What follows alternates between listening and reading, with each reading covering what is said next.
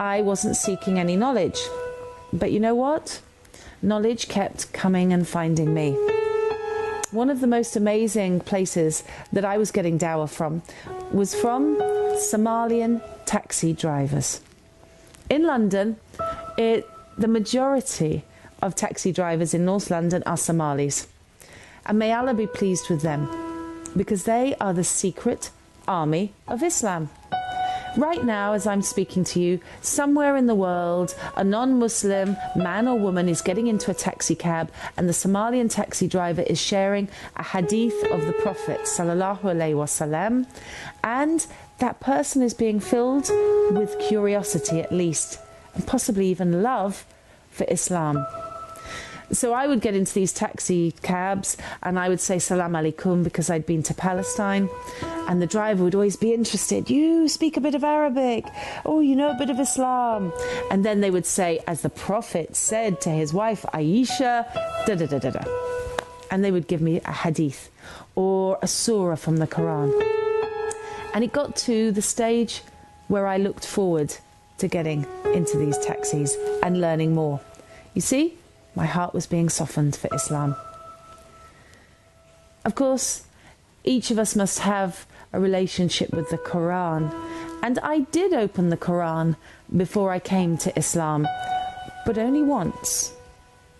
I was given a Quran on the streets of Al-Quds, Jerusalem, by a young Palestinian man I'd never met before and I'd never see again. He said, "This is a gift to you from the people of Palestine. Don't forget us when you leave us." When I got home, I opened the Quran. I washed my hands. I didn't know about wudu, but I opened the Quran and I thought, I like the Muslims. They're good people. Let me find out what their book says.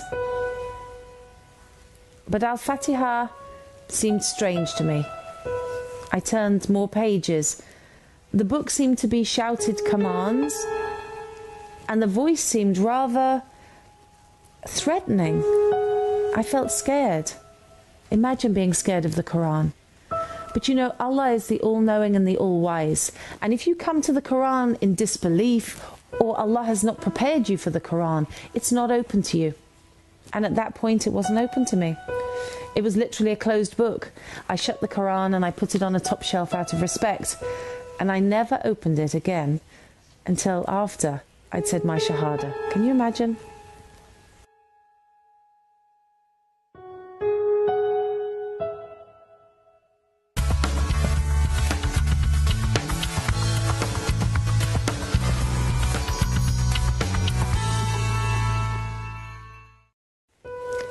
In 2008, I got an email that would change my course of my life again. It said two things. Would you like to come to Gaza by boat? And call this number if you'd like to come to Gaza by boat. It was such a strange email. No boats had been to Gaza in Palestine for 44 years, because before that the Israelis had blown up the only boat that was going to go there in the 70s and had killed the organisers who were trying to sail to Palestine. But in 2008, a group of women from America started the Free Gaza movement, and they invited people around the world to break the siege of Gaza. A cruel, illegal siege, inhumane. The two boats left from Cyprus, and guess what? I was on one of the boats. I did call that number. I remember sailing overnight, 36 hours from Cyprus to Gaza.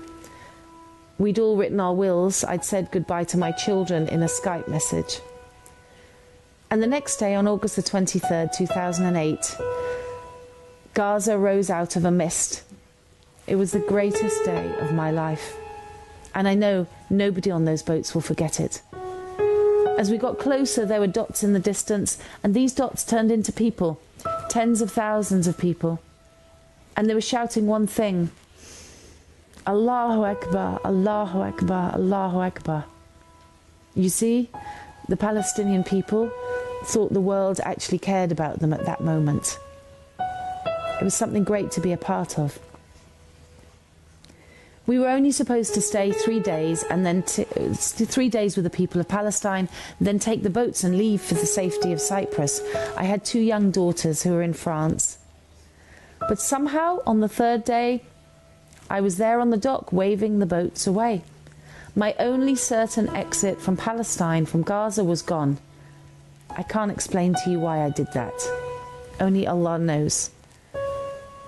It took me 30 days to leave Palestine. The Israelis wouldn't let me leave Eretz crossing, and the Mubarak regime guards would not let me leave through Egypt. I was trapped. I was trapped in Ramadan, in Gaza, with Muslims under oppression. And what a lesson that would be. Subhanallah. I thank Allah every day for that opportunity to be with the greatest Muslims of the Ummah today, the people who can teach us all the meaning of Alhamdulillah, the meaning of Al-Fatiha. That's in Gaza right now. I remember one night I went to have iftar with a very poor family in a place whose name I remembered, Rafah, the refugee camp where you may remember Faris Odeh had come from. A woman opened the door of a room in the refugee camp and she said, Assalamu alaikum rahmatullahi wa barakatuh. She seemed so happy I couldn't understand it. When I went in, she lived in a hovel. I asked her, why do you fast in Ramadan? It makes no sense to me. Your God makes you hungry. Your God makes you thirsty. Why are you fasting? This mother of Rafah turned to me and she said, with a face so full of light, I fast in Ramadan to remember the poor. I remember those words because she was so poor herself. And she didn't seem to realize it because she was just grateful to Allah for whatever she had. And at that moment, a key went into my heart and the words came to me, if this is Islam, I'm in. But guess what? Allah calls us the insan, and the minute I left that refugee camp, I forgot the feeling. But here's the miracle. In the intervening years, Allah subhanahu wa ta'ala never forgot me. 2 years later, I went into a mosque during Ramadan and I said a simple prayer, and as I sat down, I was surrounded by such immense peace and joy that I knew Islam was the truth. 7 days later, in London, I went into another mosque and I said the words, La ilaha illallah Muhammad Rasulullah, and I became a Muslim. And now, this is my 2nd Ramadan. And my daughters are fasting with me.